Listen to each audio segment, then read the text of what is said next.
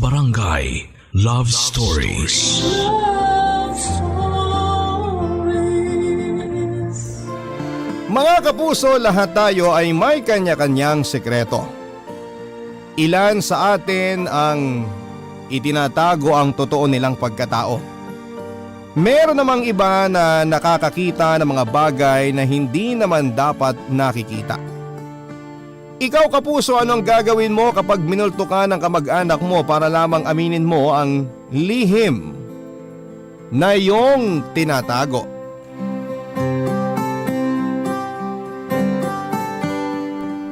Dear Papa Dudut, mabuhay! Ako nga pala si Guillermo pero tawagin niyo na lamang po ako sa pangalang Hill for short. 23 years old, all the way from the city of Angeles. One thing about me, Papa Dudut, is hindi po ako straight.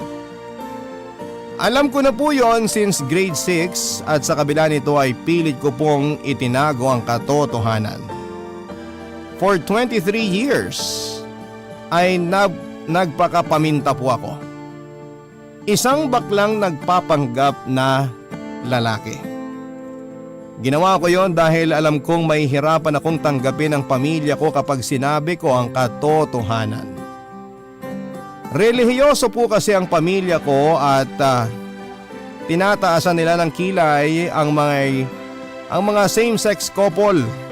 Hindi man sinasadya ay lumalabas ang pagiging homophobic nila kapag kabadingan na ang pinag-uusapan. Pero wag niyo po silang i-bash, Papa Dudut, dahil hindi naman nila sinasadyang maging homophobic. Sadyang wala lang talaga silang alam pagdating sa mundo ng LGBTQIA+.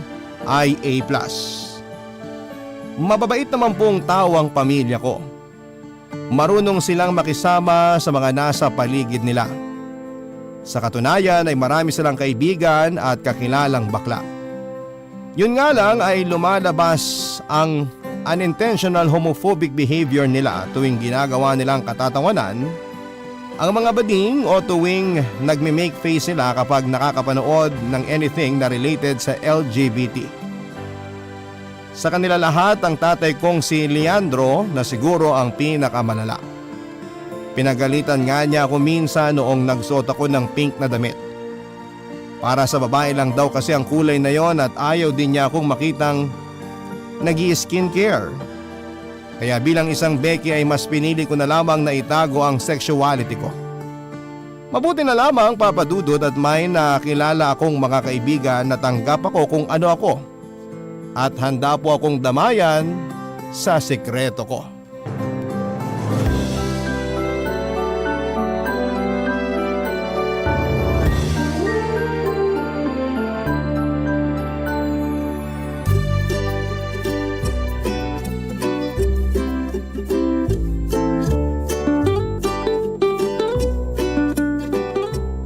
Please welcome candidate number 1, Ricardo Jr. aka Riri.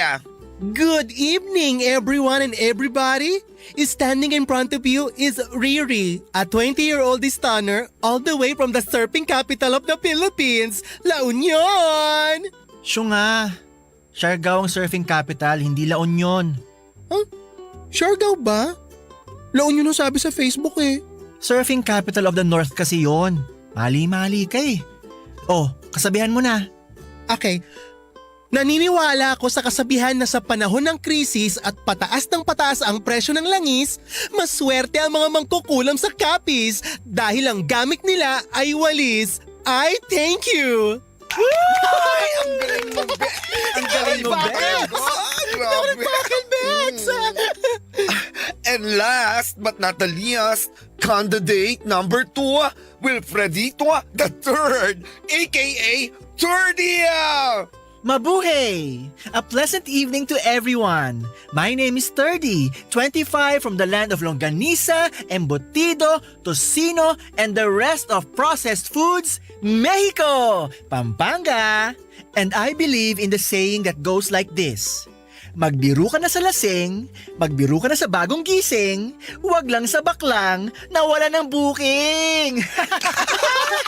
Ang benta nun, Be! Wala ka talagang Thank you everyone. I love you so much. Ikaw naman magpakilala, Bax. Ako? Ayoko. Wala akong alam na ganyan. Ang KJ mo naman, palibhasa, pamin ka. Kunwari lalaki, pero ang hanap, lalaki rin naman pala. Kailan ka ba kasi mag-out? Wala ka na bang planong magladlad? Tinatansya ko pa eh. Hindi pa siguro sa ngayon.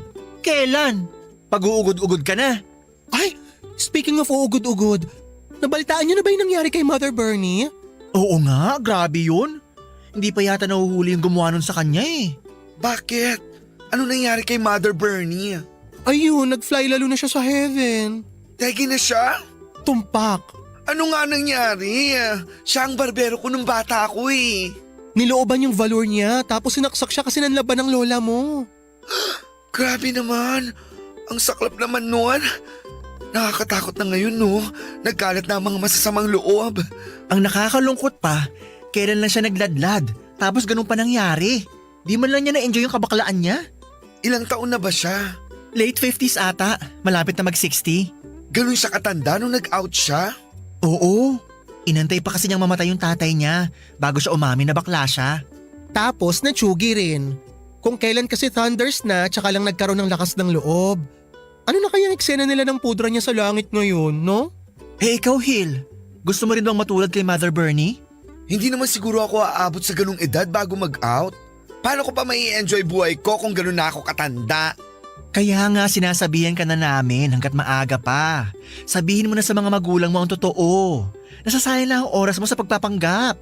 Napagdaanan ko na rin yan at alam ko nakakasaka lang mamuhay with a fake life. Basta, gagawin ko rin yan balang araw. Hindi pa sa ngayon. Hindi pa ako ready. Bahala ka. Baka ma-Bernie ka dyan. Huy, wag naman sana.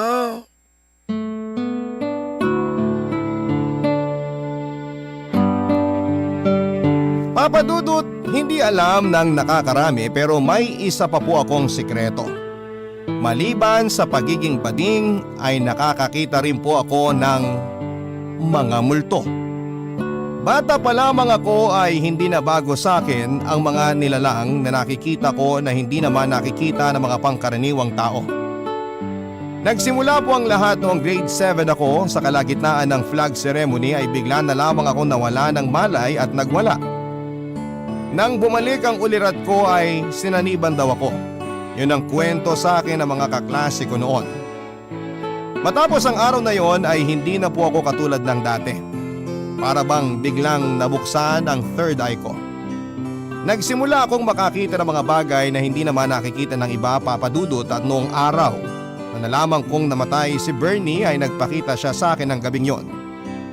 Nakatayo lamang siya sa labas ng bintana ng kwarto ko. Hindi ko po nakikita ang mga mukha ng multong nagpapakita sa akin pero base sa hubog ng katawan nila at mga suot na damit ay nalalaman ko kung sino-sino sila. Bata pa lamang po kasi ako ay si Bernie na ang gumugupit ng buhok ko. Kaya alam na alam ko ang itsura nito kahit na hindi ko makita ang kanyang mukha. Saglit siyang nagparamdam sa akin, Papa Dudut. Bigla na lang siyang nawala ng hindi ko namamalayan. Niwala siyang sinabi o pinarating sa akin at para bang sumilip lamang siya at nagpaalam sa akin kahit na hindi naman talaga kami close. Napaisip tuloy ako kung may gusto ba siyang ipahiwatig sa pagpaparamdam niya sa akin. Bigla ko naalala ang naging usapan naming magkakaibigan. Kung kailan siya nag-out sa publiko sa totoo niyang sexualidad ay saka naman siya binawian ng buhay. Natakot tuloy ako, Papa Dudut. Ayokong matulad kay Bernie. Kaya kinaumagahan ay tinipon ko ang lahat ng natitira kong tapang at sinubukan ko magtapat sa tatay ko, Papa Dudut.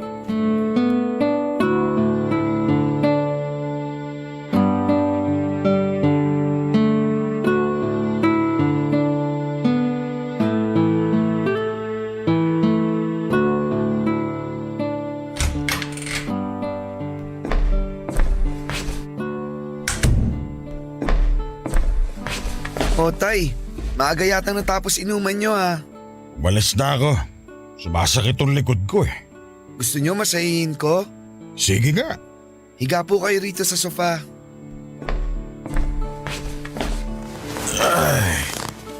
Naparami yata ang kain ko sa pulutan namin kanina. Ang sakit tuloy ng bato ko. Ano ba kasi pinulutan nyo? Lechon saka chicharong bulaklak. Birthday party kasi ng apo ni Paring Andong. Kaya yun, nagpalit yun. Kasi naman tay, ang pulutan hindi dapat inuulam, hindi rin pinapapak. Ang sarap kasi. Ang crispy ng balat. Sige kayo, pag tumaas blood pressure nyo, good luck na lang talaga. Uminom ba kayo ng maintenance nyo? Bawal daw uminom ng gamot kapag iinom ng alak eh. Hindi kayo uminom ng gamot? Hindi. Bukas na lang. Wala naman siguro masama kapag hindi ako uminom ng gamot ng isang araw. Ang tigas talaga ng ulo. Tay, may sasabihin po ako sa inyo. Ano? Pero, i-promise nyo muna na hindi kayo magagalit. Nakabuntis ka? Hindi no, yak. Ano ba yun? Basta, mag-promise kayo di kayo ma-high blood. O sige na. Promise. Matagal ko na po itong tinatago. May girlfriend ka? Hindi! Tay naman, pinangungunahan nyo ako eh. Ang tagal mo kasi magsalita. Paligoy-ligoy. Sabihin mo na kasi. Ito na nga, sasabihin ko na. Singit kasi kayo ng singit eh. Ang totoo niyan, ayaw ko sanang sabihin sa inyo to kasi alam kong magagalit kayo. Sabi na eh, nakabuntis ka nga. Hindi nga po, bakla ako, hindi ako nakabuntis. Wala akong girlfriend kasi bakla ako. Bakla? Sandali nga. Tulungan mo ako at babangon ako. Oh, ay, daan. Anong sabi mo? Bakla ka? Opo, bakla, Becky, bakling, baklita, baklos, bayot. Hindi nakakatuwang biro to, Hil ha? Hindi to joke time, tay. Wala tayo sa comedy bar. Totoo ang sinasabi ko. Bakla ang anak nyo, bakla ako. Hindi ka bakla. Wala akong anak na bakla. Akala nyo lang wala, pero meron. Oops, 2 beses lang yun ha. Baka kasi sampalin nyo ako kapag ginawa akong 3. Hindi lang talaga sampal ang aabuti mo sa akin. Sandali nga, nasaan may pamalo ko? Lah, Toy, hindi na ako bata para abulin nyo ng pamalo ha. Sige, sabihin mong bakla ka. Matitikman mo tong 2x2 ko. Bakla po ako. Final answer. O ba't talagang, halika nga rito. Wag po, tay. Malilintik ka nga talaga sa Lasing akin. kayo, hindi nyo ako makakabol. Diyan ka lang, lintik ka. Papaluin ko ulo mo baka sakaling maalog.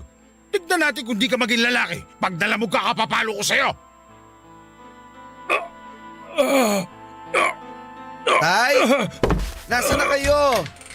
Tay, tingnan mo to, tinulugan ako. Tay, gising. Tay, natutulog ba kayo o ano? Uy, Tay, Nay! Nay, si tatay, tulong! Tulong! Tay!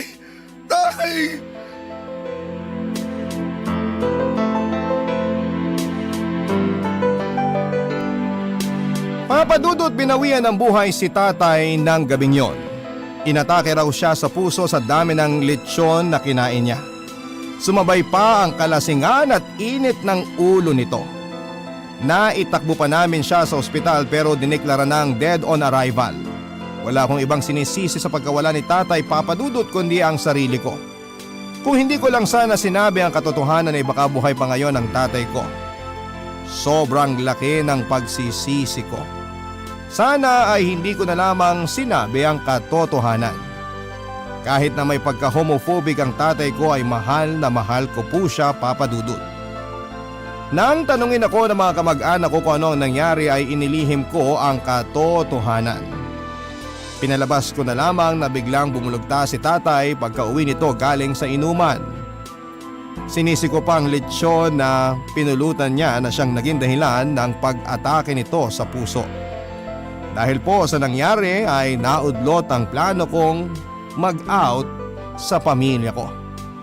Siguro nga'y sign na ang nangyari sa tatay ko na baka hindi pa ngayon ang oras para malaman ng lahat ang katotohanan tungkol sa pagkatao ko. No choice po ako, Papa Dudut, kundi bumalik sa pagiging paminta. Simula po ng araw na pumanaw si tatay ay hindi na po ako natahimik.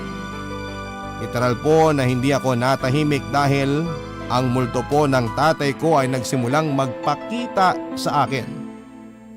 Hindi lang siya nagpaparamdam, Papa Dudut. Nang mga panahon na yon ay binubulabog pa niya ako. Ginulo niya ang tahimik kong buhay na para bang napakalaking ng pagkakasala na nagawa ko sa kanya.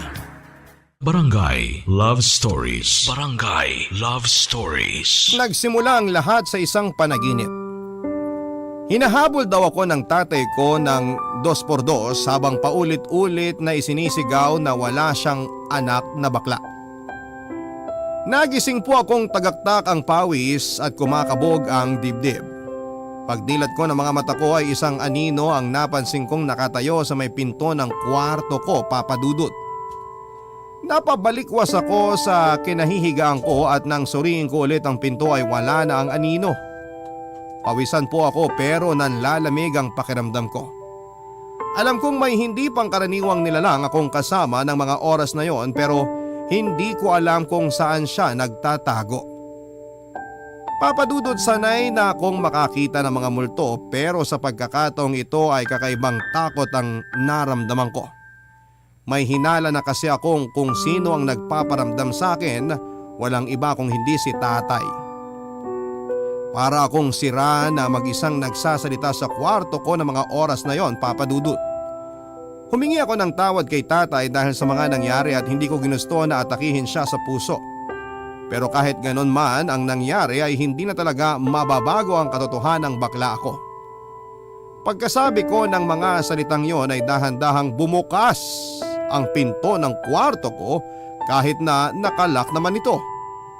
Kinaumagahan ay agad kong pinuntahan ang mga kaibigan ko para ipaalam sa kanila ang kababalaghang nangyayari sa akin, Papa Dudut.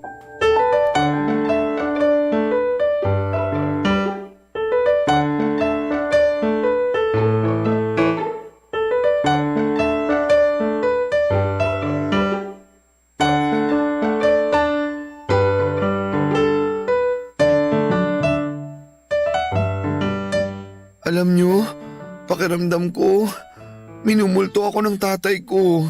True ba yan? Baka naman may gusto siyang isplok sa'yo. Baka may tinatago siyang kayamanan na hindi niya nasabi. Ayaw niyang magpakita sa akin eh. Hindi ko rin siya makausap. Pero nararamdaman ko siya. Hanggang ngayon ba? Pinaninindigan mo pa rin yung sinasabi mong may third eye ka?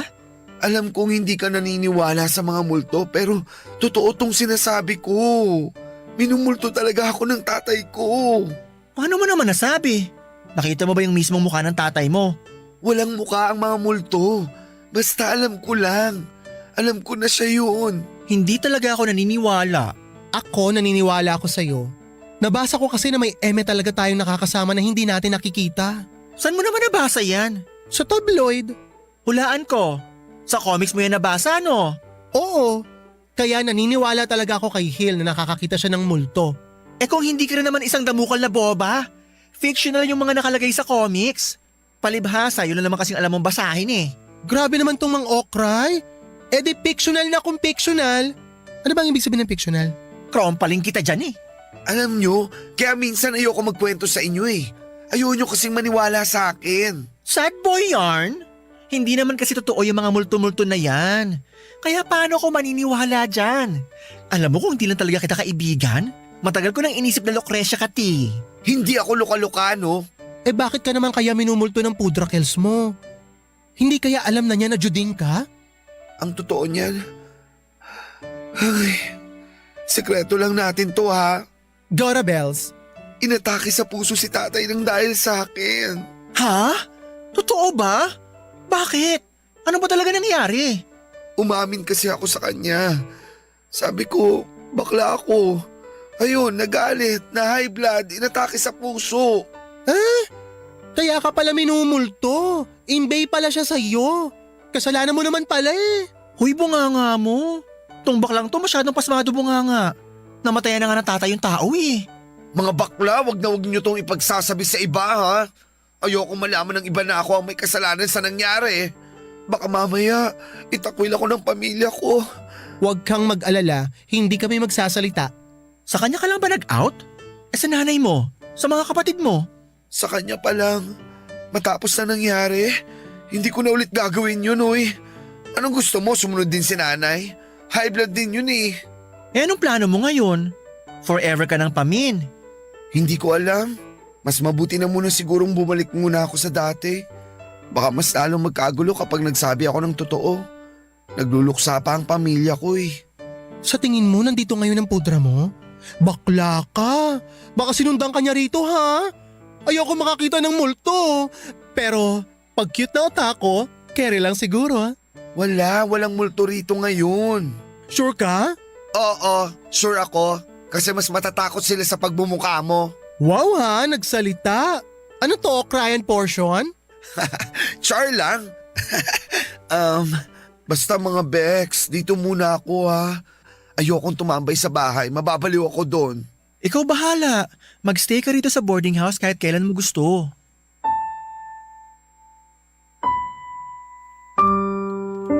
Nagpatuloy ang panggugulo sa akin ng spirito ni Tatay Papa Dudut. Sinubukan ko siyang kausapin pero para bang ayaw niya akong pansinin. Tuwing gabi sa kalagitnaan ng pagtulog ko ay nagigising na lamang ako sa mga malalakas na katok mula sa ilalim ng kama ko na para bang may taong nagtatago sa ilalim. Minsan ay bumubukas ang pinto ng kwarto ko pagsapit ng madaling araw. Sumisindering mag-isa ang ilaw at tuwing tumatayo ako para patayin ito ay kusa na lamang itong nag-switch off. Palagi rin po akong binabangungot, Papa Dudut. Gabi-gabi kong napapanaginipan si tatay na hinahabol ako. May panaginip din ako na nakabitin ako patiwarik sa isang puno. Nakatingala sa akin si tatay, dismaya ang makikita sa mukha nito.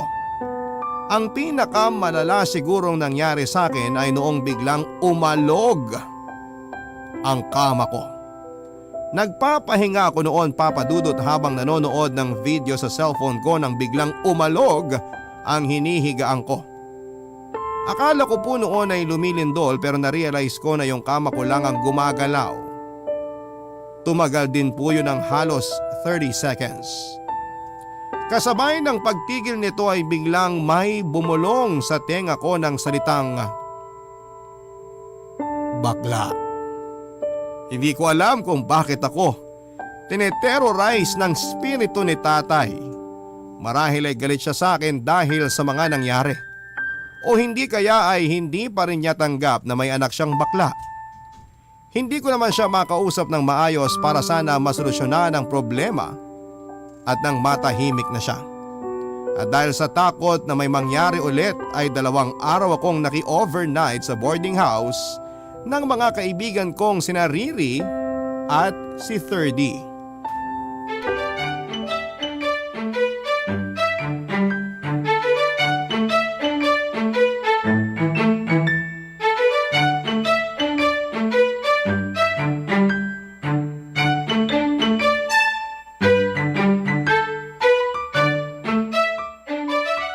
Pasensya na sa abala mga Bax. Alam kong maliit lang tong kwartong inuupahan nyo tapos nakikisiksik pa ako.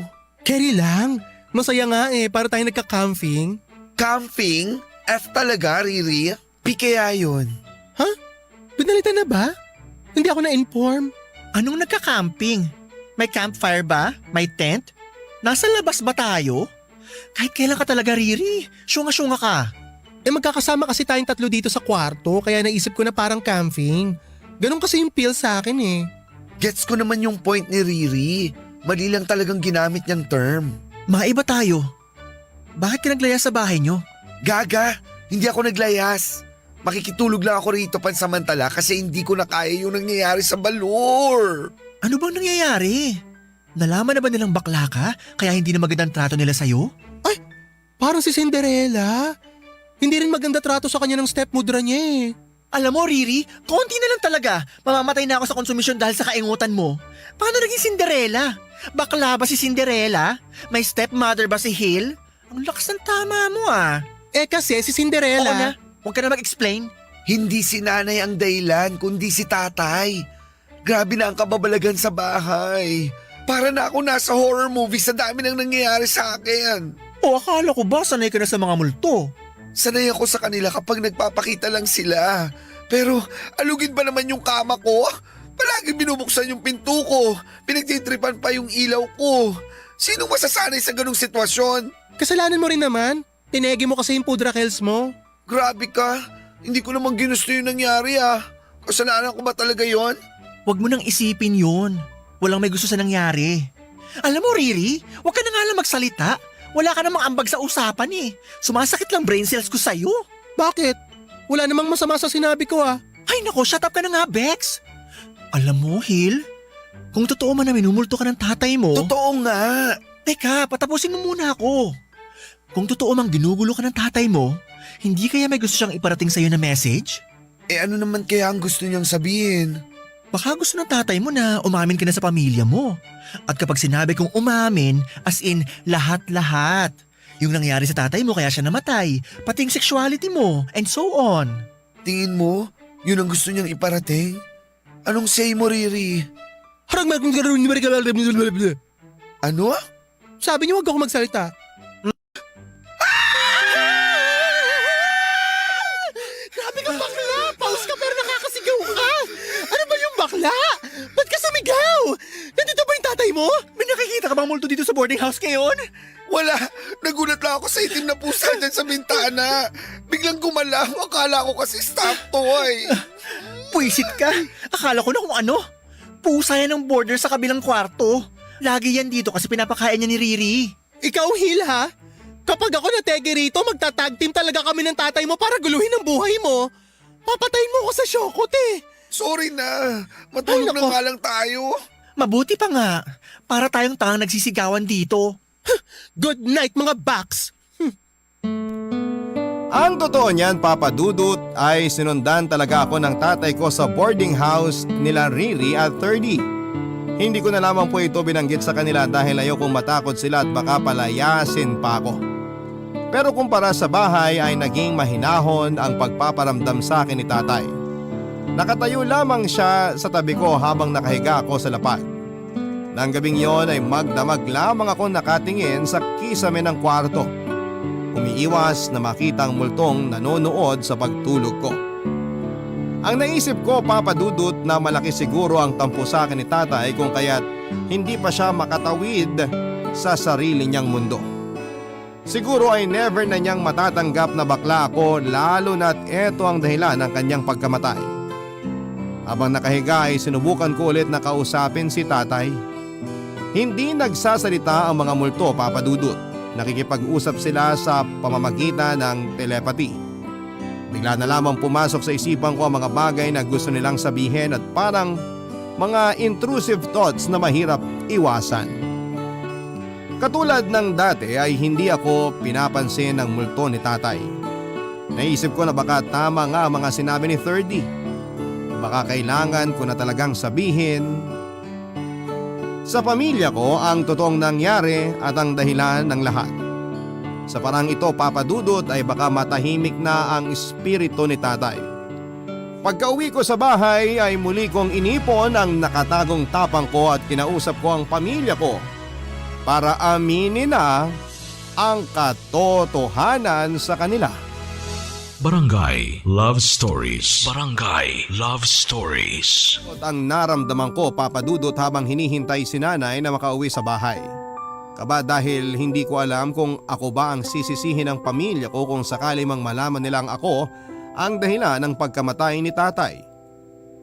Baka dahil dito ay mas hindi nila ako tanggapin dahil sa mga nangyari. May nararamdaman din po akong takot dahil hindi ko alam kung matatanggap ba nilang Becky ako. Hindi ko na po alam kung ano ang gagawin ko kapag hindi nila nagustuhan ang katotohanan. Pero sa totoo lang po, Papa Dudut, ay gusto ko nang matapos ang pagmumulto sa akin ni tatay. Halos wala na akong maayos na tulog dahil sa pagmumulto niya sa akin. Oo, miss ko na po siya at gusto ko siyang makita at makausap ulit pero hindi sa ganoong paraan. Ayokong mapalitan ang mga magagandang ala-ala ni tatay ng pagmumulto niya sa akin. Isa pa po ay gusto ko na ring makawala mula sa pagpapanggap. Gusto ko na ring maranasang maging masaya, yung maging malaya. Nais ko na ring magawa ang mga gusto ko. May suot ang mga damit na angkop sa nararamdaman ko at gumalaw ng naaayon sa emosyon ko. Sawa na po akong magtago, Papa Dudut. At para hindi mabigla ang lahat ay minabuti kong unahing kausapin na muna si nanay. Umasa kong siya sa kanilang lahat ang makakaunawa sa kalagayan ko. Nagbabaka sakali ako na kapag tanggap ako ni nanay ay baka tanggapin din ako ng ibang kamag-anak ko, Papa Dudut.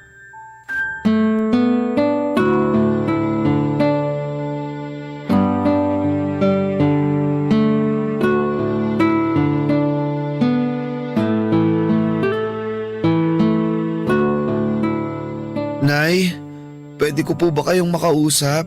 Maliligo lang ako saglit. Ang lagkit-lagkit ko na eh. Mabilis lang to, Nay. O ano ba yon? May aaminin sana ako sa inyo. Oh, ano yung aaminin mo? Hindi po ako totoong lalaki. Bakla po ako. Ah, ay, Hil. Hindi kayo galit? Huwag niyong sabihing matagal niyo nang alam. Klise na yan, ha? Tama ka.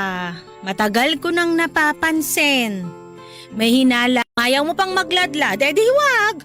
Hindi kita pangungunahan. Inihintay ko lang talaga yung araw na ready ka nang umamin. At eto na nga yung araw na yon. Sa tingin niyo, Nay, nakakahalata na rin ba si tatay nung bata pa ako? Napag-usapan namin yan noon. Nahahalata raw niya sa mga kilos mo noon. May ibang pitik ka kasi. Tinanong nga ako ng tatay mo kung baliko ka nga raw. Sabi ko naman, hindi ko napapansin. Siyempre ayaw ng tatay mo na maging bakla ka. Pero kung nabubuhay pa siya, sigurado naman akong matatanggap ka niya. Sa tingin niyo po, Oo naman. Mahal na mahal ka ng tatay mo. Lahat kayong mga anak niya. Kaya kahit ano pa kayo, tsak natanggap niya kayo. pero, Nay, may aaminin pa akong isa sa inyo. Ano pa? Sabihin mo na lahat, makikinig ako.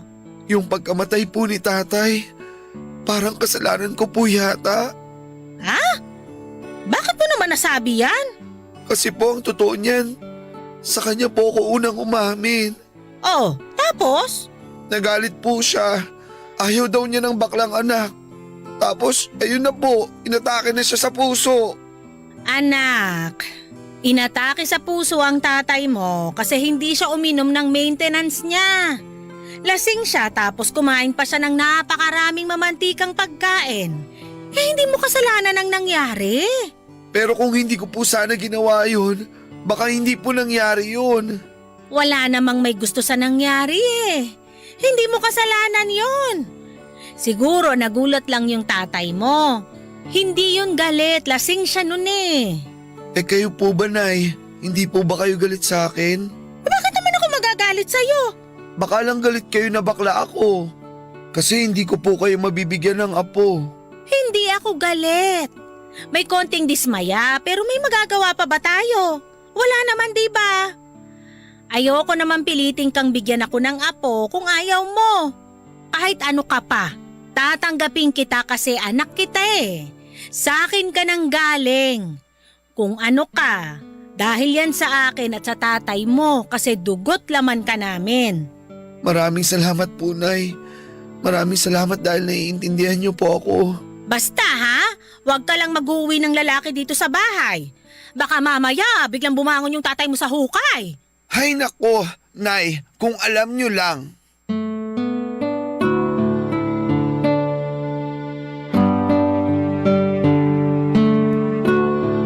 Papadudot para akong nabunutan ng tinik sa dibdib matapos akong umamin sa nanay ko. Parang biglang umaliwalas ang pakiramdam ko at kung dati ay sobrang bigat ng ginagawa kong pagpapanggap, ngayon ay wala na akong pasan. Sa wakas ay hindi ko na kailangang itago ang totoong ako. Sa wakas, Papa Dudut, ay may chance na rin akong magka-jowa. Magagawa ko na ang gusto ko nang hindi iniisip kung ano ang sasabihin sa akin ng ibang tao. Kasabay ng pag-amin ko sa nanay ko ay bigla na rin pong tumigil ang pagpaparamdam sa akin ni Tatay Papa Dudut. Para bang yun lang talagang hinihintay niyang mangyari para tumigil na siya. Na-realize ko na baka nga hindi talaga galit sa akin si Tatay. Baka gusto lang talaga niyang ipahiwatig na gusto niyang aminin ko ang katotohanan sa pamilya ko para hindi na ako nahihirapan pa. Kung sinabi lang sana sa akin yun ni Tatay noong unang gabing nagparamdam siya, edi everybody happy na sana kaagad. Medyo malakas din ang trip ni Tatay at tinapot pa ako ng ilang araw para lamang doon. Siguro ay bumabawi yon sa akin, Papa Dudut. Aaminin ko na medyo nalungkot ako sa biglang pagtigil ng pagmumulto ni Tatay. Ang ibig sabihin nun ay hindi ko na siya makikita pa. Yun ang huli naming pagsasama pero umaasa pa rin ako na sana ay mabigyan ulit ako ng chance na makita o makausap man lang siya kahit sandali lamang. Gusto ko kasing magpasalamat sa pagiging mabuting ama niya sa akin at gusto ko ring mag-sorry dahil hindi ako lumaki ng katulad ng kanyang inaasahan. Pero simula noon ay hindi na po nagparamdam sa akin si Tatay.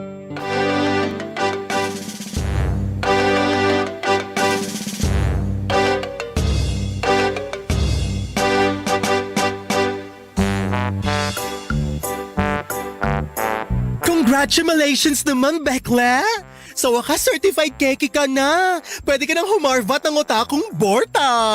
Welcome to the club, Hill! You're finally free! Thank you. Nakakatuwa nga eh. Para akong nabigyan ng fresh start. Pwede ka nang humarot! Huwag mo naman igaya sa si Hill, Riri. Ikaw lang naman malandi sa ating tatlo eh. Tuturuan kitang umaura. Saka na yan. Gusto ko munang i-enjoy tong kalayaan ko. At may isa pa pala akong good news sa inyo. Ano? Hindi ka na virgin? Si Raulo, ang isa pang good news, hindi na ako minumulto ni Tatay. Tama nga kayo na baka gusto lang talaga ni Tatay na umamin na ako kina Nanay. Kaya siya nagpaparamdam. Kasi after ko umamin, tumigil na rin siya. So hindi siya galit sa'yo kaya siya nagmumulto? Tingin ko naman hindi. Tingin ko gawa-gawa mo lang talaga yan. Hindi pa rin ako naniniwala na nakakakita ka ng multo. No offense ha, pero para naging defense mechanism mo na lang siguro yung kunwaring multo na yan kasi feeling ko nilamon ka ng guilt dahil sa pagkamatay ng tatay mo. Tsaka para na rin may reason ka na mag-out sa family mo. Yun lang naman ang akin, sana wag mo masamain. Alam mo, 30, hindi ako offended. Okay lang sa akin kung maniwala man kayo o hindi. Ang mahalaga, alam ko kung anong sinasabi ko. Masaya ako ngayon kaya kahit maniwala kayo o hindi na minulto ako ni Tatay, wala na sa akin yun. Huwag kang mag-alala, Bax. Naniniwala ako sa'yo. Hayaan mo na yan si Turdy. Ganyan talaga yan since birth. Pinaglihi kasi yan sa sama ng loob. Pero dahil hindi ka naniniwala sa akin, hindi ko na lang din sasabihin ang nakikita ko sa iyo. Ha? Sa akin? Ano nakikita mo sa akin? Huwag mo nang alalahanin yun. Di ka naman naniniwala, di ba? Huh? Bakit? May nakikita ka bang multo? Meron. Matagal ko na itong napapansin. Pero di ko lang sinasabi sa inyo kasi ayoko kayong takutin. Pero matagal nang may sumusunod kay 30 na espiritu. Oh my gosh, bakla ka! Simula ngayon, FO na tayo. Friendship over na. Habulin ka pala ng mga multo. Huwag ka magpapaniwala dyan. Ginaganyan lang niya ako kasi hindi ako naniniwala sa kanya. Nakasuot siya ng pulang shirt tsaka maikling shorts. Super ikli na halos matanaw mo na ang Santolan Station. Ah, talaga? Hindi magandang biro yan, Hill ha? Huwag ka mang dadamay ng taong matagal lang namamahinga. Huh, bahala ka na nga dyan. Para kayong syunga sa mga kalokohan nyo. Makaalis na nga rito. Ba't nagalit yun? Bakla, yung dinescribe mong damit, yun yung suot ni Emerson nung naaksidente sila. Siya yung boyfriend ni 30 na matagal nang patay. Talaga? Oo. Nakatira pa kami noon sa Tondo. Tagaroon kasi yung boyfriend niya. Tapos nung sinundo ni Emerson si 30 galing trabaho, naaksidente sila. Napuruan si 30 pero si Emerson hindi siya nakaligtas. Pasensya na, hindi ko alam. So trulalay nga, Sinusundan pa rin siya ng multo ni Emerson hanggang ngayon? Seneel! Ganun na nga, sinusundan siya. Pero hindi naman lagi. Paminsan-minsan lang siya nagpapakita. Eh ngayon ba, Bax? Nandito siya ngayon? Si Emerson? Emerson? Nandito ka ba? Pagalawin mo upuan na to na nasa tabi ko ngayon din kung nandito ka. Ay! Ay! Bakit bakla? Nandito mo siya? Nandito si Emerson? Bakla, wag mo akong takutin ng ganyan. Hindi. Yung pusa kasi tumalon sa bintana. Nagulat lang ako. Aray ko naman, Walang hiya ka, Bes. buwisit ka. Sarap mong paslangin. Akala ko pa naman kung ano.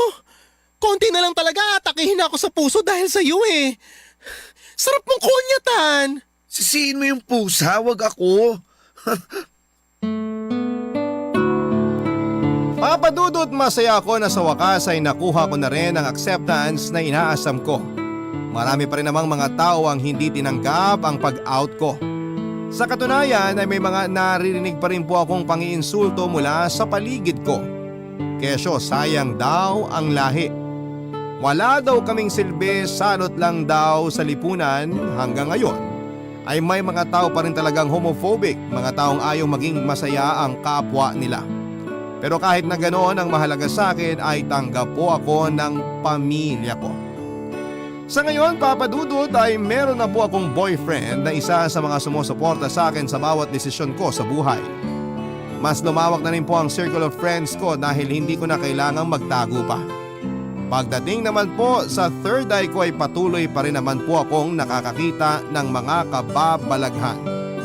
Pero hindi ko na lamang sila pinapansin at hindi naman nila ako ginagambala, kaya hindi ko rin sila gagambalain. Karamihan lang naman po kasi sa kanila ay nais lang nilang bantayan at makita mga taong mahal nila sa buhay, tulad ng ginagawa ni Emerson kay 30. Maaaring marami ang nagtataas ngayon ng kilay sa naging kwento ko, Papa Dudut. Okay lang po kung maniwala kayo sa storya ng buhay ko o hindi. Iba-iba naman po tayo ng paniniwala. May mga taong tulad ni Riri na naniniwala sa akin at tanggap ko rin na mga katulad naman ni 30 na skeptic at hindi basta-basta nagpapaniwala sa mga bagay na walang ebidensya. Iiwan ko na lamang po ang desisyon sa inyo kung alin kayo sa dalawa. Hanggang dito na lamang po ang story ko, Papa Dudut, at sana po ay nag-enjoy kayo sa kwento ko na medyo nakakatakot man ay may lesson namang matututunan kahit na papaano. Muli, thank you very much and God bless. Ang inyong forever kapuso at kabarangay, Hill. Barangay Love Stories.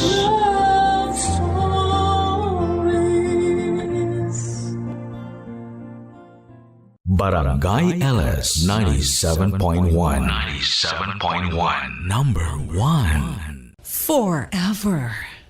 Kabarangay, i-share mo ang iyong barangay love stories. Sabay-sabay nating pakinggan ang iyong kwento ng pag-ibig, buhay at pag-asa. Ipadala lang sa barangaylovestories@yahoo.com. Barangay LS 97.1. Forever! Mga kwento ng pag-ibig, kwento ng pag-asa at mga kwento ng buhay dito sa Barangay Love Stories. Love Stories.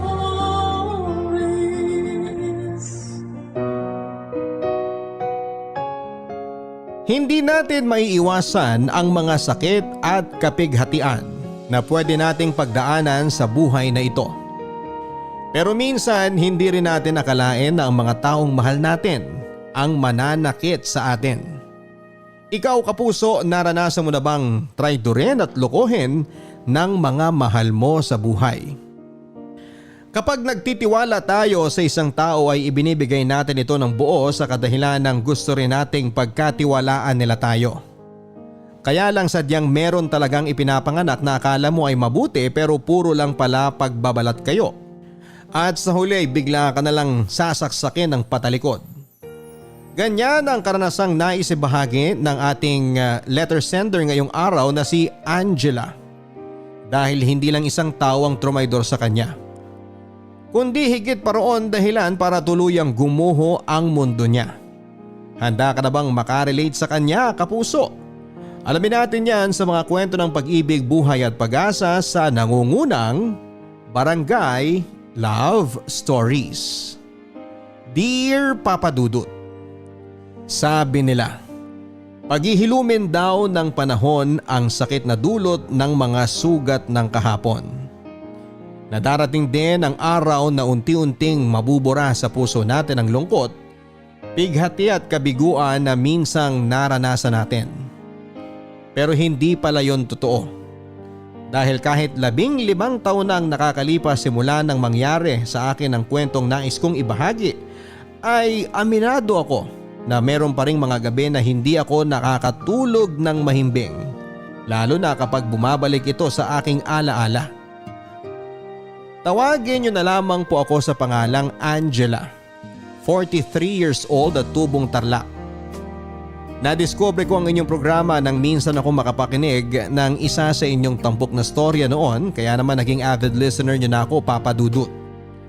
At yun din ang dahilan kung bakit nag-decide akong sumulat sa inyo at ibahagi ang kwento ng buhay ko sa ating mga kabarangay. Magsisimula ang lahat noong 28 years old ako. Nang mga panahon na yon ay 1 taon pa lamang ang nakakalipas nang mamatay ang mami ko dahil sa atake sa puso. Naging malaking dagok para sa aming pamilya ang nangyaring yon dahil naapektuhan talaga ng husto ang Daddy Armando ko, Papa Dudut. Simula kasi nang mawala si mami ay naging malungkutin na si Daddy. Pero nagbago ang lahat ng yon nang makilala niya si Veronica na hindi nagtagal ay naging stepmother ko.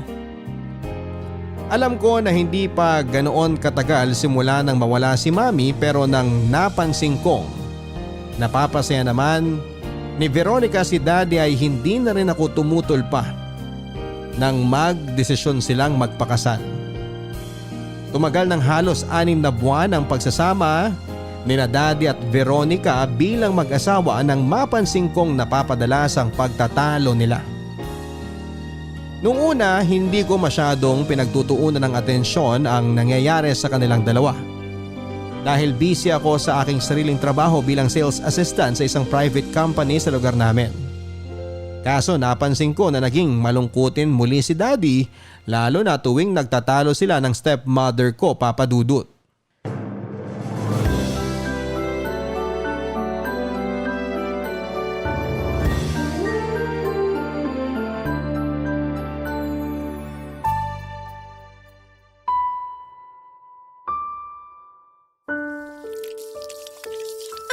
Yan, Armando. Napakasimpleng bagay, hindi mo pa magawa ng maayos. Kailangan ba palagi kong pinapaliwanag sa'yo? Ay, pasensya ka na, Veron. Palagi kasing nawawala sa isip ko. Ang alin ba ang palaging nawawala dyan sa isip mo, Aber? Na wag mo nang ihahabol ang mga pinagkainan mo dahil tapos na akong maghugas ng mga plato? At kung pwede, hugasan mo na lang para hindi natatambak sa lababo? Ay! Ang hirap kasi sa'yo. Gusto mo akong palagi nag-aasikaso dito sa bahay. Ano ba ako dito, ha? Katulong mo? Veronica, alam mong hindi ganun yun. Hindi kita pinakasalan para lang gawing katulong. Hindi raw. Bakit yun ang nararamdaman ko? Malalakihin pa ba natin to, ha? Hoy! Hindi ako nagpapalaki nito para sabihin ko sa'yo. Kung tutuusin, sawang-sawa na nga ako magpaalala sa'yo ng mga dapat at hindi mo dapat gawin sa bahay na to. Yan na lang ba ang papel ko sa buhay mo? Ang maging teacher mo? Hindi ka na bata para sabihin ko sa'yo. Pangako, hindi na mauulit. Nagkataon lang talaga na nalibang ako sa ginagawa ko. Kaya hindi ko nalinis ang lababo. Aba bakit? Ano ba yung ginagawa mo? Tungkol na naman sa trabaho? Baka naman pwede ka mag-day off. Tutal Sabado naman ngayon. Tapos tulungan mo ako sa mga gawaing bahay. Ay. Oh, Angela. Anak, gising ka na pala. Magandang umaga, kamahalan. Tirik na kaya ang araw. Ba't ngayon ka lang bumangon? Yung almusal mo doon na niluto ko kasing lamig na ng bangkay. Ay, Iinitin ko na lang po mamaya, tita. Sa susunod kasi, kapag tinatawag kita, bumangon ka na kaagad. Hayaan mo na, Veron. Sabado naman. Saka hindi na bata si Angela. May sarili ng isip yan. Saka alam ko pagod din niya sa trabaho. Opo, late na nga ako nakatulog kagabi tapos may istorbo pa ako sa pagtatalo nyo. Nung nakaraan, tungkol sa mga labahan ng pinag-aawayan nyo. Tapos ngayon, tungkol naman sa hugasan. Mawalang galang na po sa inyo pero pwede nyo naman pag-usapan ng mahinahon yan para hindi kayo nakakagambala ng tulog. Akala ko ba tulog mantika ka? Tapos apektado ka pala ng pagtatalo namin ng tatay mo. Ay, nako! Pareho talaga kayo mag-ama. Masisira ang ulo ko sa inyong dalawa eh! Diyan na nga kayo! Ano bang problema ni Tita Veron, Daddy? Bakit parang dumadalas ang pagiging mainitin ng ulo niya? Ay, hindi ko nga rin alam anak eh. Lahat na lang ng gawin ko may nasasabi siya. Minsan mas gusto ko na lang na wala ako rito sa bahay para hindi ko na naririnig ang bunganga niya. Mas masahol pa siya sa mami mo eh. Naku, kapag narinig ni Tita Veron na kinukumpara niyo siya kay Mami, baka bugahan kayo ng apoy nun. Ikaw talaga puro kabiro. Pero pasensya ka na anak ha. San po? Dahil naistorbo niyo ang tulog ko? Naku, wala po yun. Sakto kasi kumakalam na rin ang sikmura ako sa gutom. Mabuti pa, kakainin ko na munang malamig pa sa bangkay kong almusal na niluto ni Tita.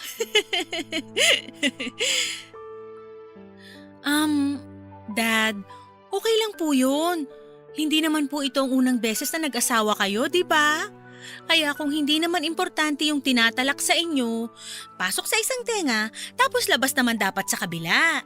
Sa bagay, may punto ka. Palagi naman po akong may punto eh.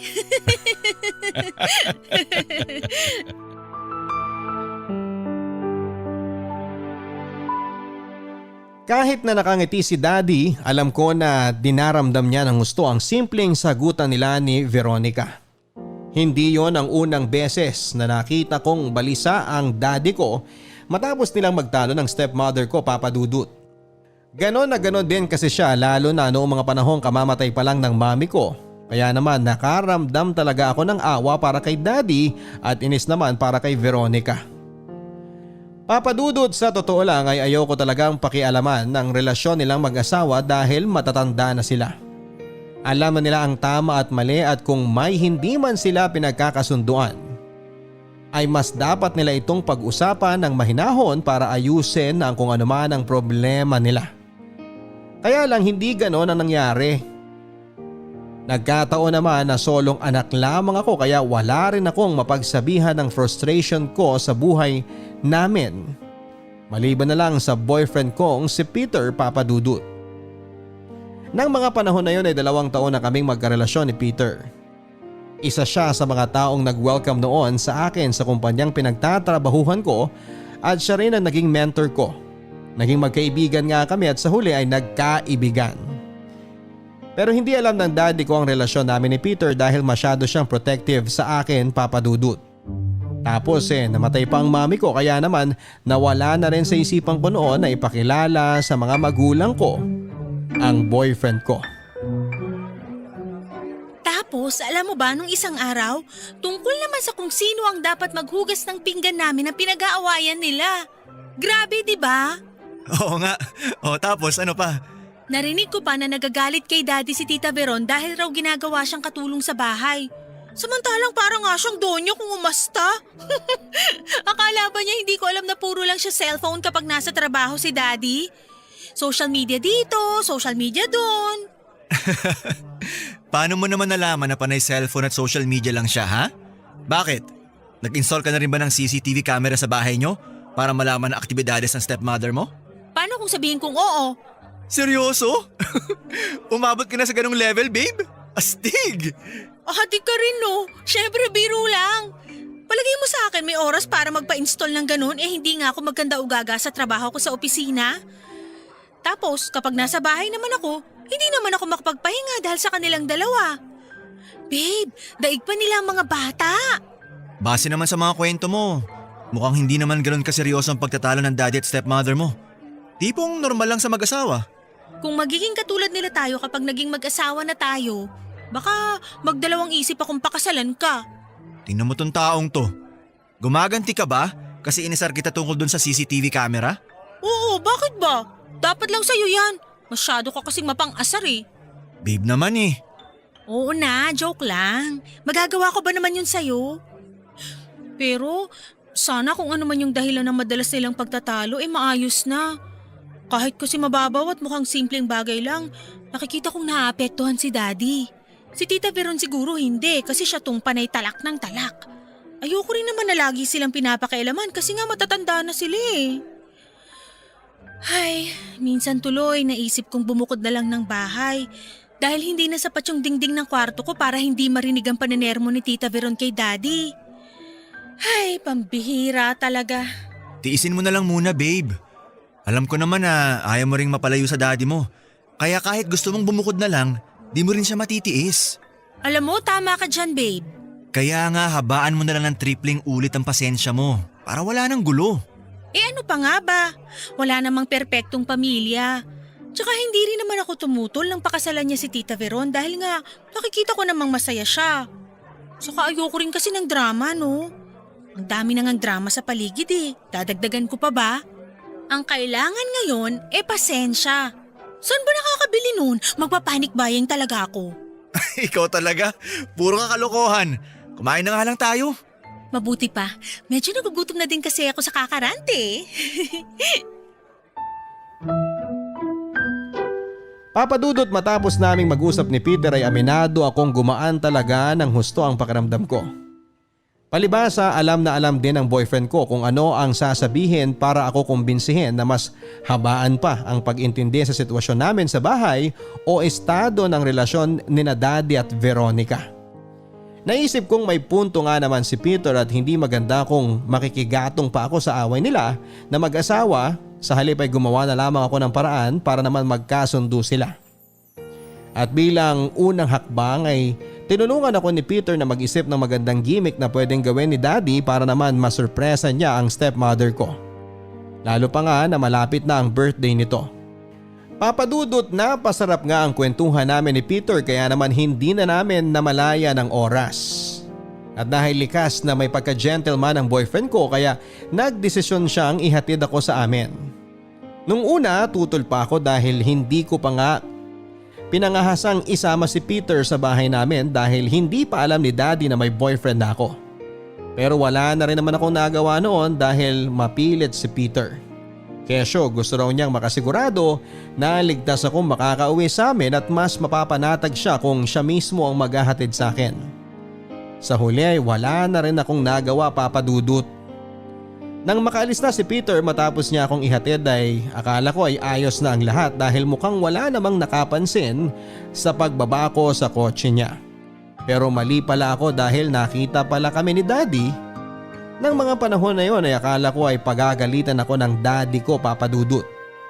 Pero laking gulat ko nang sinabi niyang imbitahan ko raw si Peter sa bahay namin para formal na ipakilala sa kanila ng stepmother ko. Barangay Love Stories. Barangay Love Stories. Ang mga Kapuso shows mapapanood at mapapakinggan din abroad via GMA Pinoy TV, GMA Live TV at GMA News TV channels.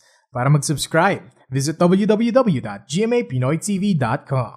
Follow us at GMA Pinoy TV on Facebook, Twitter, Instagram, YouTube, Viber, and TikTok for the latest updates on Kapuso programs, artists, events, promos, and more. Salamat, Kapuso!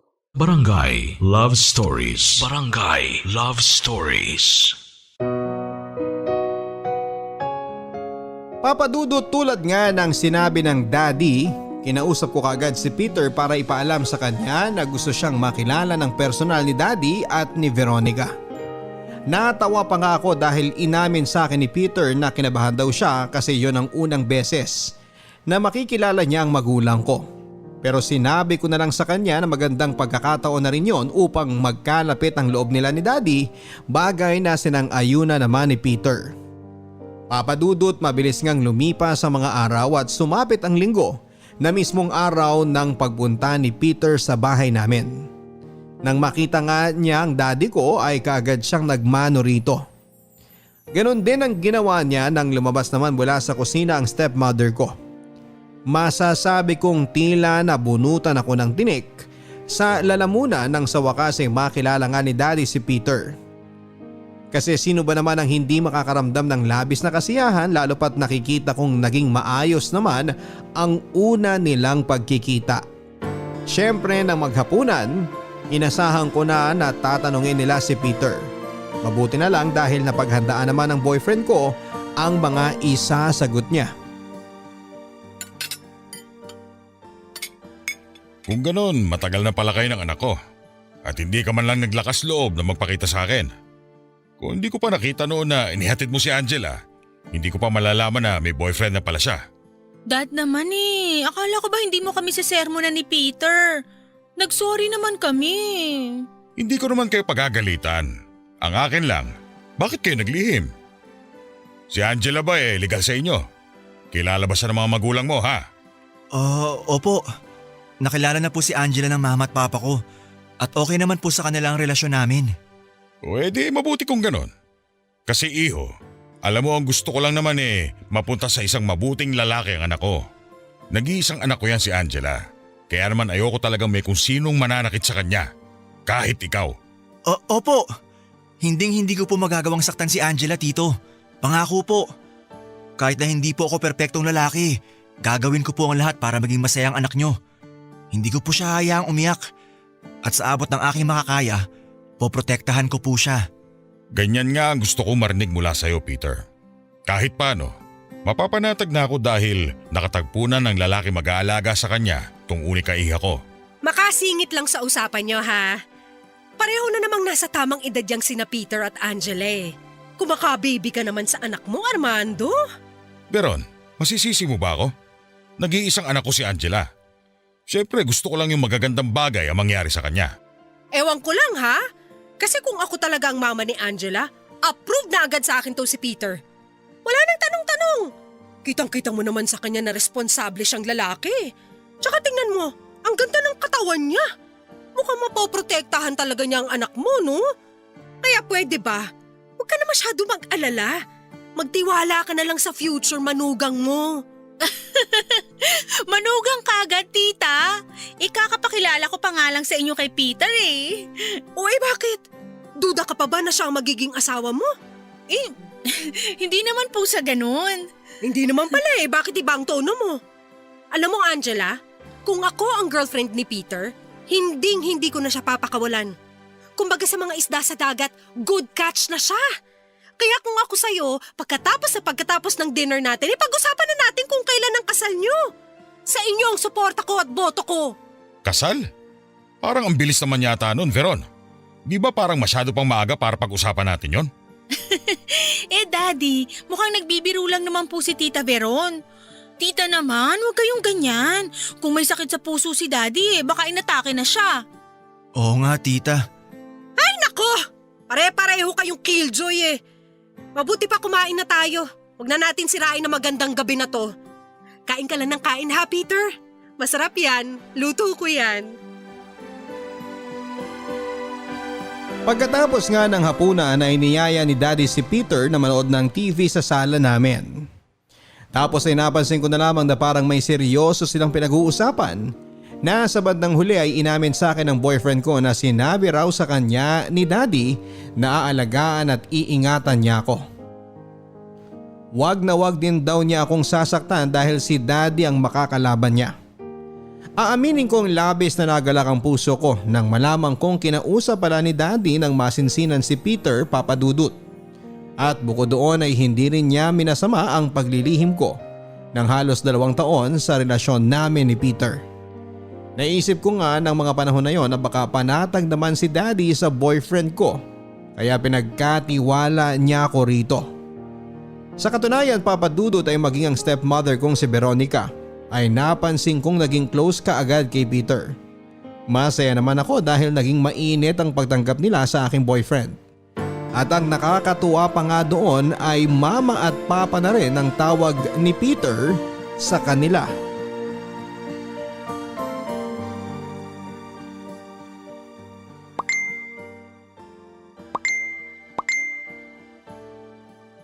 Kumain ka na ba, Angela?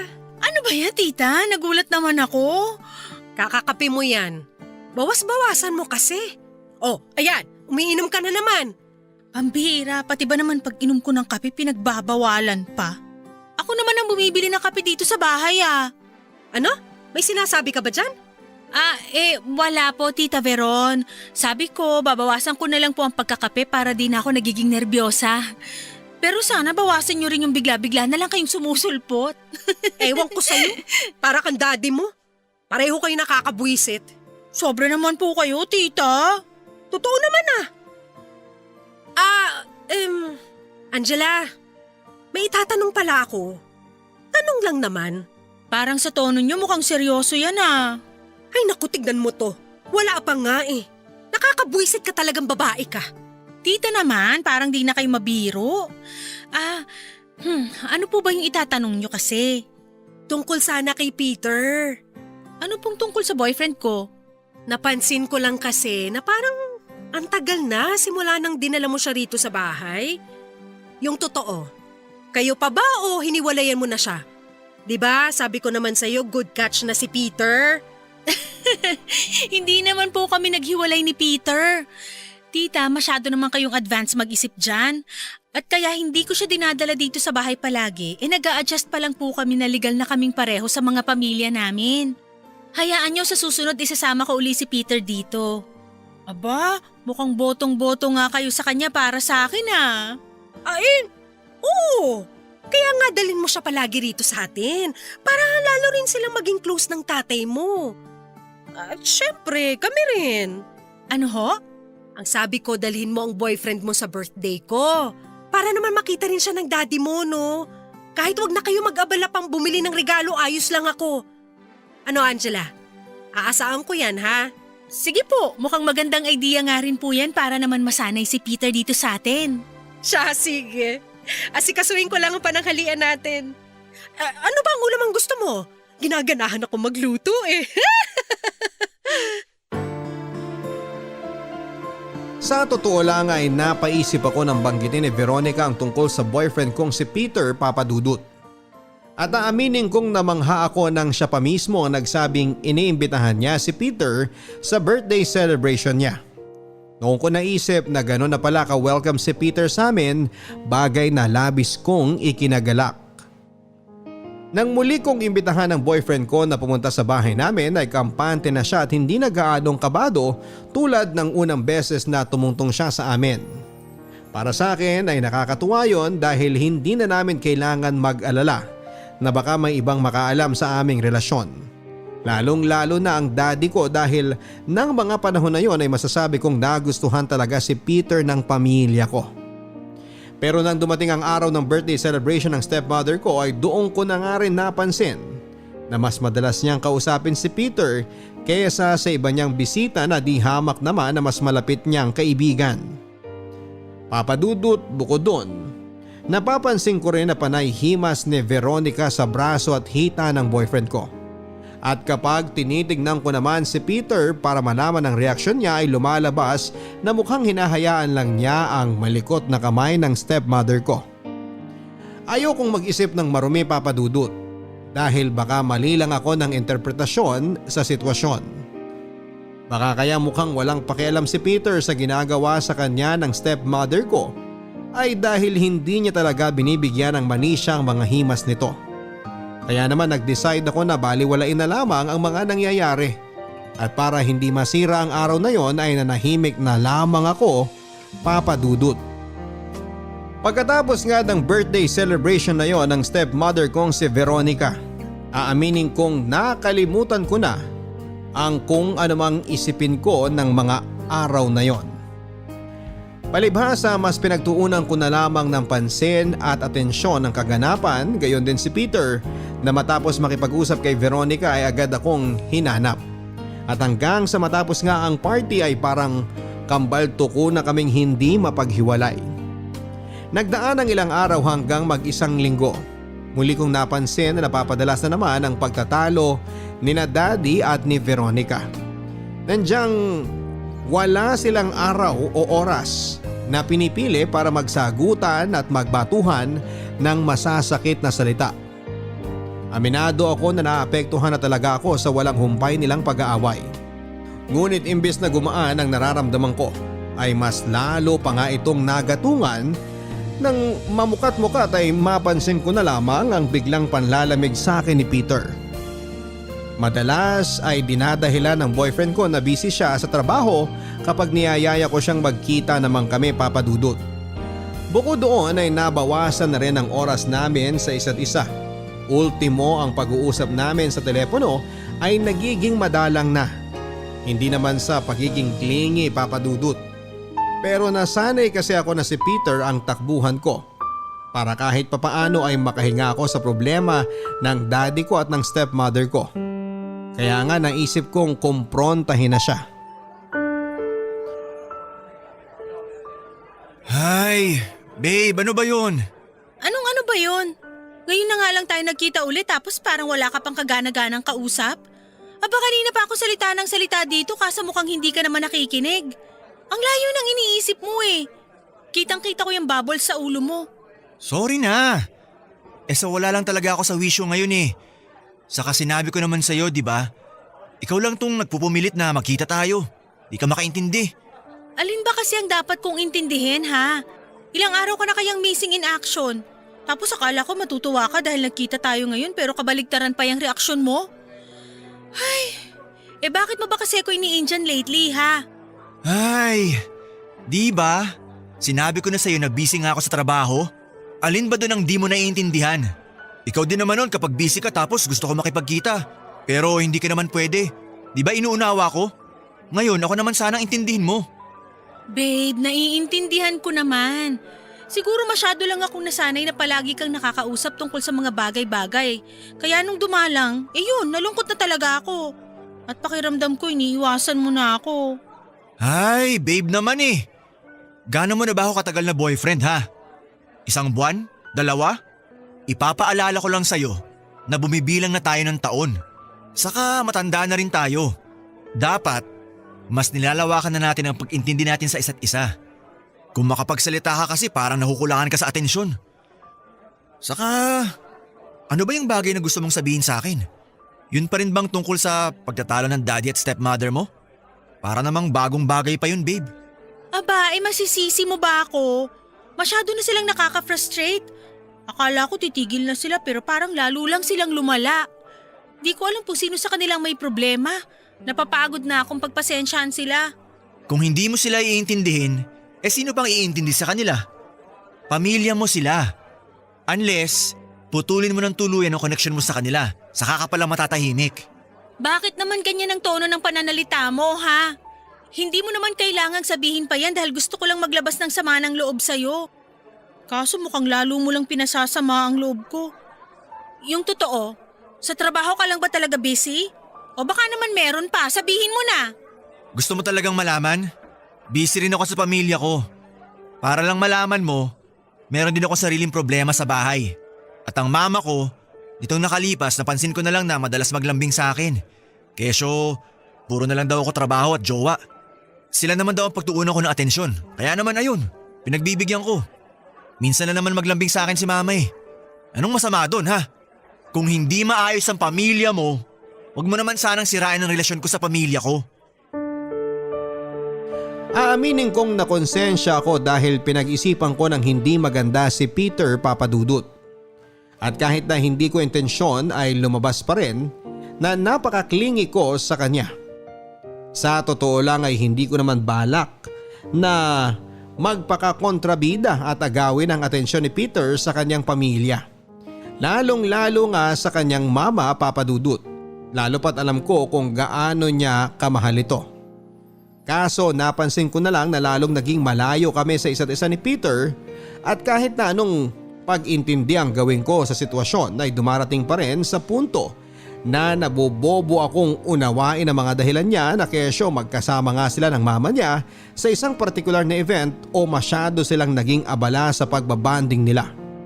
Wala na siyang bukang bibig kundi ang mama niya, Papa Dudut. Kaya naman hindi ko itatanggi na nakakaramdam na ako noon ng pagkainis. Masisisi niyo ba ako Kung magkaganon ako gayong alam na alam ko naman na kahit mahal na mahal ni Peter ng nanay niya ay wala naman itong kaamor-amor sa kanya. Oo, dahil bata pa lang si Peter ay mas paborito na ng mama nila ang kuya niya, Papa Dudut. At isa pa ay hindi rin naman idinitalye ni Peter kung anong klaseng bonding ang ginagawa nila ng mama niya, kaya nga kabaliwan mang maituturing. Pero hindi ko na napigilang mag-isip ng hindi maganda. Kaya muli ay kinausap ko si Peter dahilan para tuluyan na siyang mapikon at magalit sa akin. Babe! Busy nga ako, di ba? Nakuha mo pa talagang tawagan ng kapatid ko para lang makausap ako? Ano ba naman yan? Hindi ka ba makapaghintay na tawagan na lang kita at kailangan mo pang mga istorbo ng tao? Maghintay na tawagan ako? At kailan yun, Aber? Sa isang buwan? Sa isang taon?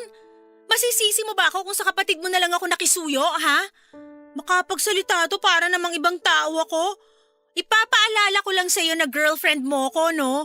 Baka naman nakakalimutan mo na kasi masyado kang busy sa pakikipagbonding mo sa mama mo. Anak naman ng lintik ko! Ano naman ang masama kung kasama ko ang mama ko ngayon? Alam mo, buwisit ka rin eh. Lakas mo manira ng araw. Kung makapagsalita ka, daig ko pa may ibang babae ah. Ano? Yan ba gusto mong palabasin ha? Aba, ano magagawa ko kung idinadahilan mo lang nakasama mo ang mama mo pero ang totoo, may iba ka bukod sa akin? Ano, sabihin mo? Tama ako, di ba? Hayop ka, Peter! Huwag na huwag mo susubukang magsinungaling sa akin! Ano ba namang klase pag-iisip yung meron ka ha? Paano mo naman naatin na sabihin sa akin ang tungkol sa bagay na yan? Nasa matinong pag-iisip ka pa ba ha? O baka naman nagdodroga ka? Eh ano bang magagawa kung gago ka? Babae ako! Hindi ko kayang baliwalay ng nararamdaman ko, Peter! Kaya pasensya ka na kung nakakapag-isip ako ng masama! Kung hindi ko nakokontrol ang sarili ko na magduda! Ewan ko sa'yo, Angela. Nagbago ka na. Di na ikaw yung babaeng maintindihin na nagustuhan ko. Para ka ng ibang tao eh. Ano bang kinakagalit mo dyan, ha? Baka nakakalimutan mo, ikaw ang palaging walang oras sa akin at sa relasyon natin. Sinubukan ko namang intindihin ka, pati na ang mga dahilan mo. Pero hindi man lang ba pumasok dyan sa kokote mo na pagtapunan man lang ako kahit konting atensyon? Sa lagay, parang kinalimutan mo na yatang may girlfriend ka eh. Alam mo, ikaw lang nag-iisip ng ganyan. Ikaw lang ang gumagawa ng senaryo dyan sa utak mo na sa huli, kalulungkot mo rin. Hindi ka ba busy sa buhay mo, ha? Para kasing ang dami mong panahon para buwisitin ako eh. Ibababa ko na itong telepono. Baka kasi hinahanap na ako ng mama ko. Istorbo ka masyado. Sandali! Ano ba kasi yun, ha? Kung may mahalaga kang sasabihin, sana kanino mo pa sinabi. Inuubos mong oras kung lintik ka eh. Peter, ano ba? Naririnig mo ba kung paano mo ako kausapin? Hindi mo na ako nire-respetong gago ka! Kung respeto pala ang gusto mo, pues, matuto ka rin rumespeto. Unang-una, huwag mong guguluhin ang oras ko sa pamilya ko. Lalong-lalo na sa mama ko. At huli, huwag na huwag mo ako pag-iisipan ng hindi maganda dahil wala akong ginagawang masama. Diyan ka na nga buwisit ka. Bye! Hello? Peter! Peter!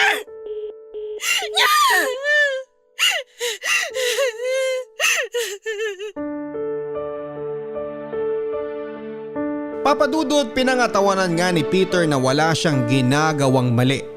Nasa aming dalawa, ako lang itong masyadong mapaghinala at maruming mag-isip. Pagkatapos ng pagtatalo namin, muling naging malamig ang pakikitungo sa akin ng boyfriend ko, dahilan para husto akong malungkot. Sa kabilang banda ay napag-isip-isip ko rin naman na baka tama siya at ako ang mali. Na sumusobra na ako at nakakapikon na dahil sa pagiging kulang ko sa pansin. Kaya nga ng panahon na yon ay sumagi sa isipan ko na bigyan ng space si Peter at hayaan muna siyang gawin ang mga bagay na ginagawa niya noong malayo ako sa kanya. At mabuti na lang dahil nagkataon na nagkaroon kami ng 3 days training seminar sa Baguio City. Kaya ginamit ko na ang pagkakataon yon para pansamantalang pagpahingahin ang relasyon namin ni Peter. Ngunit ang 3 araw na training seminar namin ay natapos sa ikalawang araw pa lamang. Kaya walang pasabi akong umuwi sa bahay namin ng sumunod na araw.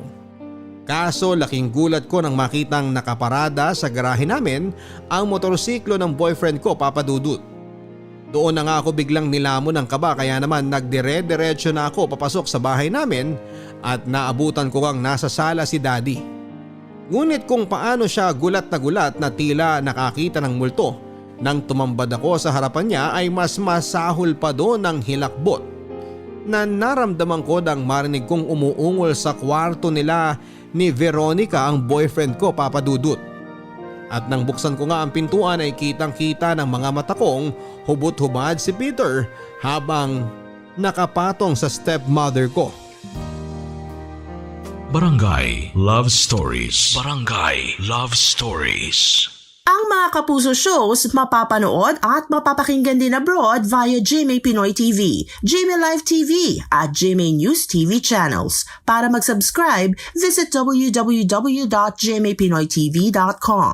Follow us also at GMA Pinoy TV on Facebook, Twitter, Instagram, YouTube, Viber, and TikTok for the latest updates on Kapuso programs, artists, events, promos, and more. Salamat, Kapuso! Barangay Love Stories. Barangay Love Stories. Papa Dudut, sukang-suka at diring-diri ako sa kanilang dalawa ng mga oras na yon. Ni sa panaginip ay hindi ko naisip na posibleng humantong sa ganong uri ng kababuyan ang minsang pagpapakilala ko kay Peter sa aking stepmother. Pakiramdam ko ay sinaksak ako ng patalikod ng ilang libong beses. Dahilan para manginig ang buong pagkatao ko at magdilim ang paningin ko. Gusto kong umiyak. Gusto ko silang pagpira-pirasuhin ng buhay. Gusto kong magsisigaw sa galit at matinding puot dahil hindi ko kinaya ang kahayupang ginagawa nila. Kaya nga kahit medyo pagod pa ako noon mula sa mahabang biyahe ay walang kiber ko ngang pinatikim sa kanilang dalawa ang tinding galit na nararamdaman ko ng mga oras na yon. Napaka-demonyo niyo! Angela! Aray! Tumigil ka nga! Aray! Hayop ka, Peter! Walang iya ka! Ang baboy mong animal ka! Angela, ano ba? Aray! Aray ko! Pwisit ka! Mas buwisit ka, gago! At ikaw naman babae ka! Halika nga rito! Aray ko, Angela! Higad! Nasasaktan ako! Kulang pa nga yung pananabunod ko sa yung gaga ka eh! Dapat sa'yo kinakalbo! Halibarot ka! Paano mo nagawang patulan ng boyfriend kung higad ka, ha? Ang kati mo rin eh, no? Ano, masarap ba? Sarap na sarap ka ba sa katawan ni Peter, ha? At ikaw, kailan mo ba nasigmurang patulan ng stepmother ko, ha? Napaka-demonyo mo, no? Tao ka pa ba? Kasi napaka-baboy niyong dalawa! Angela, huminahon ka nga muna. Huminahon? Sabihin mo! Paano ako hihinahon? Gago ka, ha? Ano, tita? Sabihin mo! Kaya mo ba palaging hinahanap si Peter kasi may gusto ka sa kanya? Gusto mo siyang ikama! Aba, para sabihin ko sa'yo, hindi lang naman ako ang may gusto nun, no? Kahit natanungin mo pa yung boyfriend mo, hindi ko siya pinilit. Siya kaya itong lapit ng lapit sa akin. Sino ba naman ako para tanggihan siya, di ba? Patunay lang yon na kahit sa edad kong to, may asim pa ako. Kung hindi ka pa naman isa't kalahating demonyo eh! Halika nga rito! Ano ka ba, Angela? Huwag mo siguro kasi Veronica! Ang kati mo! Angela, ano ba? Tigilan mo na nga yan. Nasasaktan mo at Tita Veron mo. Mas concerned ka pa sa malanding babae na to kaysa sa sarili mong anak, Daddy! Hindi ka mo lang pa nangagalit, ha? Nagtataksil sa'yo ang asawa mo! Kahit dun man lang ay mamuhi ka sa kanya! Hindi ko kayang magalit kay Veron dahil mahal ko siya. Mahal na mahal ko siya, Angela. Kaya wag mo na siya saktan. Ano ka mo? Mahal mo yung hayop na yan? Kahit naharap-harapan ka pa niyang iniibutan sa ulo? Ano? Wala lang yun sa inyo? Alam ko na may nangyayari sa kanila, Angela. Nagpaalam sa akin noon si Veron at pinagbigyan ko siya. Sabi niya, gusto naman niya magkaroon ng init ang relasyon namin.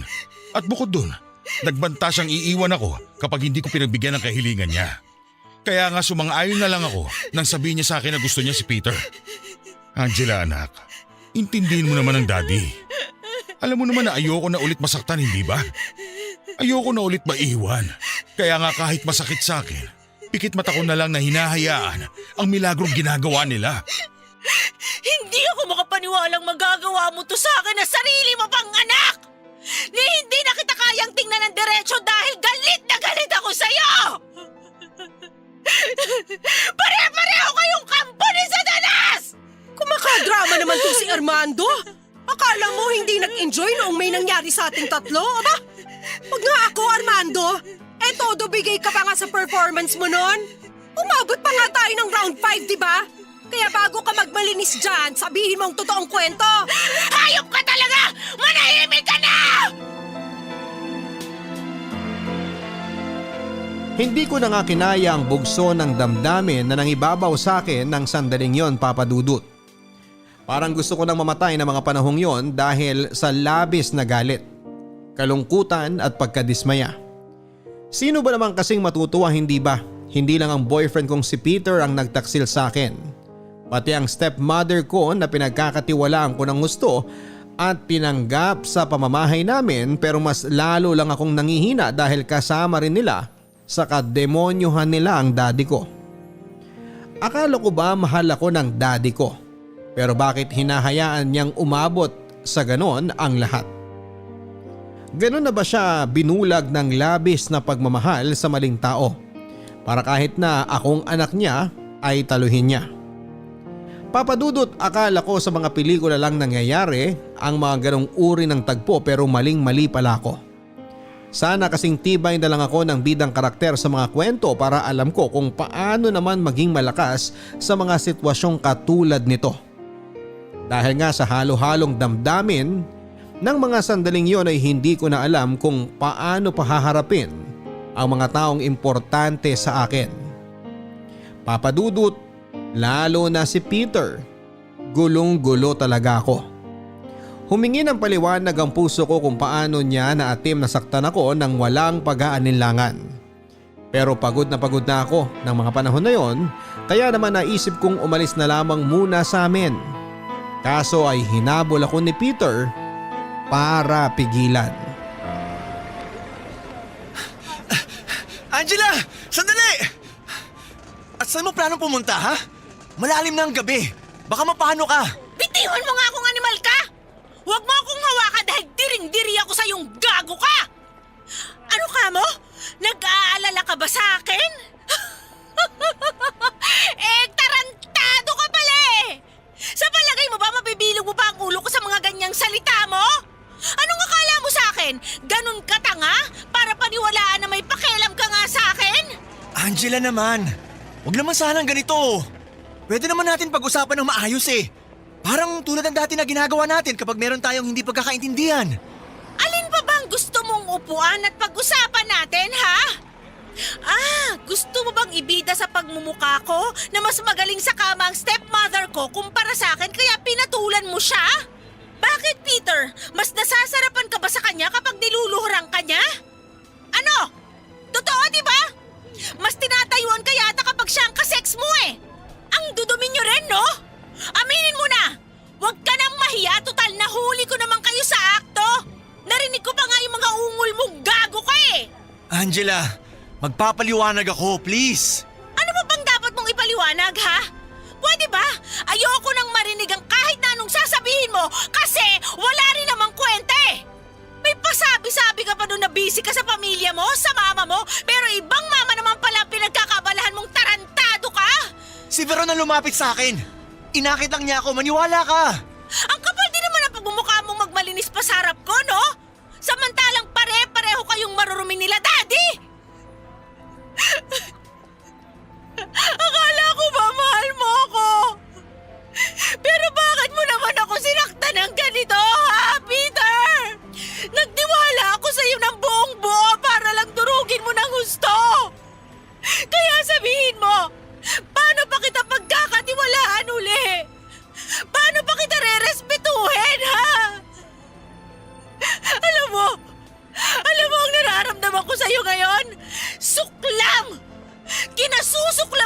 ng sagad sa buto! Kayong lahat! Sukang-suka ako sa pagmumukha mong gago ka! I'm sorry. I'm really sorry kasi naging mahina ako, Angela. Narealize ko na mali ang ginawa ko. Akala mo kasi, no? Na hindi ko kayo mahuhuli? Tama naman pala ang kutob ko nun nang sabihin ko sa'yong may nilalandi kang iba. Pero ang hindi ko lang akalain, ang stepmother ko pa talaga ang kinakama mo. At ang malupit ba doon, nagsasabwatan pa kayo ng daddy ko para lokohin ako, para traidorin ako. Ang sasama niyong lahat! Wala kayong puso at kaluluwa! Lalo ka na, Peter! Tapos na tayong hayop ka! Ayaw na kitang makita! Gusto na kitang mawala sa buhay ko! Masahol ka pa sa demonyo! Papa Dudut, yun na nga ang huling beses na kinausap ko si Peter matapos akong mag-decide na tapusin ang lahat sa namabagitan sa amin. Nang gabing yun ay umalis ako ng bahay at pansamantalang nakituloy sa bahay ng kaibigan ko. Sinabi ko sa kanya ang lahat ng nangyari at ultimo siya ay hindi makapaniwala sa pinagdadaanan ko. Kung sa bagay ako rin naman, kaso ano pa bang magagawa ko dahil nangyari na. Nanatili ako sa bahay ng kaibigan ko ng sumunod na araw dahil hindi ko pa alam kung paano haharapin sina Daddy at Veron sa bahay namin. Nang mga panahong yon, abot langit ang pagkamuhi ko para sa kanilang dalawa. Pero alam ko na hindi ko naman sila habang buhay na maiiwasan dahil pamilya ko sila. Kaya naman ng sumunod na araw ay nag-decide akong umuwi sa amin para iligpit ang lahat ng damit at gamit ko. Nang panahon na yon, pinigilan pa ako ni Daddy na umalis pero wala na rin naman siyang nagawa dahil desidido na ako, Papa Dudut. Katwiran ko, hindi ko makakalimutan ang lahat ng sakit na ginawa nila sa akin kung hindi ko tuluyang puputulin ang connection ko sa kanila. Hindi ako tuluyang makakapag-move on kung paulit-ulit ko silang makikita. Isa pa ay mukhang nakapagdesisyon na rin naman si Daddy kung sino sa amin ni Veronica ang mas mahalaga sa kanya. Kaya bakit ko pa ipagsisiksikan ang sarili ko sa buhay niya kung hindi naman ako ang pinili niya. Papa Dudut, ipagpapasa Diyos ko na lang kung papaano niya paparusahan ng mga taong nanakit sa akin dahil nga pagod na ako. Matapos ko kasing lumaya sa amin ay nanatili ako sa bahay ng kaibigan ko. At pagkalipas ng 1 buwan ay nag-decide akong umalis ng Tarlac. Hindi ko na lang babanggitin kung nasaan ako ngayon dahil ayokong mahanap ako ng mga taong naging dahilan kung bakit ako nasasaktan. Sa ngayon ay masaya naman ako sa buhay ko dahil meron na rin akong sariling pamilya. Pamilya na pwede kong panghawakan na kailanman ay hindi ako tatraidorin. Pamilya na naging dahilan para ako magpatuloy pa sa buhay na ito sa kabila ng mga pinagdaanan ko. Alam ko na masyadong malungkot at masalimuot ang storyang ibinahagi ko. Kaya nga nagpapasalamat ako kung sakaling mapili ninyong itampok ito sa programa ninyo. More power po sa inyong programa at sana ay marami akong kabarangay na na-inspire sa kwentong ibinahagi ko. Ang inyong forever kapuso at kabarangay, Angela. Maraming salamat sa ating letter sender na si Angela dahil pinagkatiwalaan niya ang ating programa para ibahagi ang storya ng buhay niya. Na masasabi kong hindi biro at masyado pong masakit. Pero natutuwa naman kami dahil sinabi mong nasa masayang sitwasyon ka naman sa buhay mo sa ngayon. Kahit sino sa atin merong nakaraang hindi makakalimutan. Minsan masaya ang mga alaala nating ito pero meron ding masasakit. Magkaganon pa man, kaya nga ito nakaraan na, ang ibig sabihin noon ay doon lamang ito dapat manatili. Tandaan natin na palagi pa rin tayong may pagkakataon na makapag-umpisa ng panibagong buhay, panibagong pahina ng buhay natin. Iwan na lang natin sa nakaraan ang lahat ng sakit at baunin na lang natin sa ating puso ang mga masasayang bagay kung yun lang ang makakatulong sa atin upang makapagpatuloy tayo. Hanggang sa muli mga kapuso, ako po si Papa Dudut sa mga kwento ng pag-ibig, buhay at pag-asa. Dito sa Barangay Love Stories #1. Mga kwento ng pag-ibig, kwento ng pag-asa at mga kwento ng buhay dito sa Barangay Love Stories. Love